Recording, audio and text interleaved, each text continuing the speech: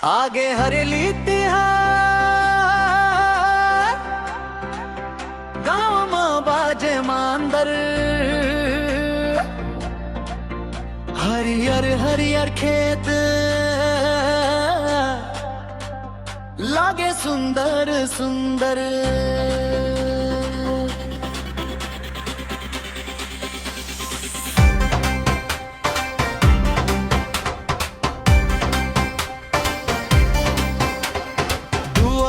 सज गए आज सोनाही के चिन्हा नीम डारा लखुच दे महके गाँव के गली नांगर फर साकुदारी सबला धोके सजाबो धरती दाई के पूजा करके सुख समृद्धि मांगबो। रे नाचव हरेली के दिन आए मांदर के थाप में पूरा गांव झुमाए गेड़ी चढ़ के आवा गरबो झूमर नाच छत्तीसगढ़ में तारी के बड़ाबो अजला आगे हरेली तिहार गांव में बाजे मांदर हरियर हरे खेत लागे सुंदर सुंदर।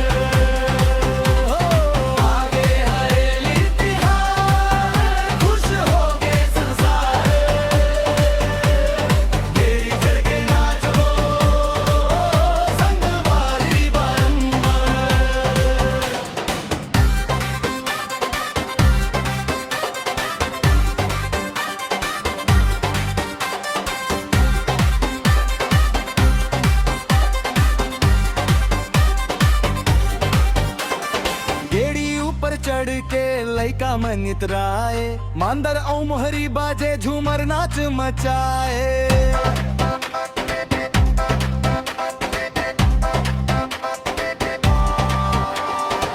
दाई के हाथ के चीला पीठा मीठा लागे संगवारी सब मिलके तिहार के रंग चढ़ाए।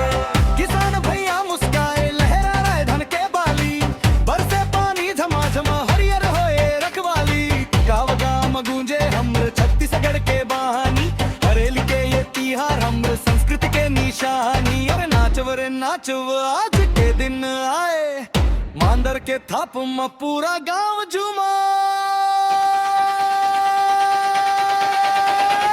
आगे हरेली तिहार गांव में बाजे मांदर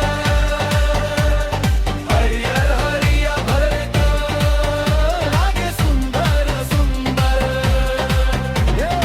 आगे हरेली तिहार खुश हो गए संसार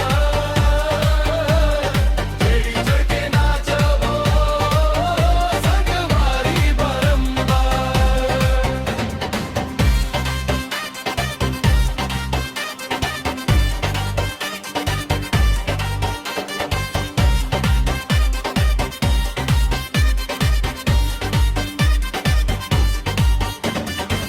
धरती दाई के माथा सुमिरन हमन करबो हर गली हर आंगना हरियाली भर देबो।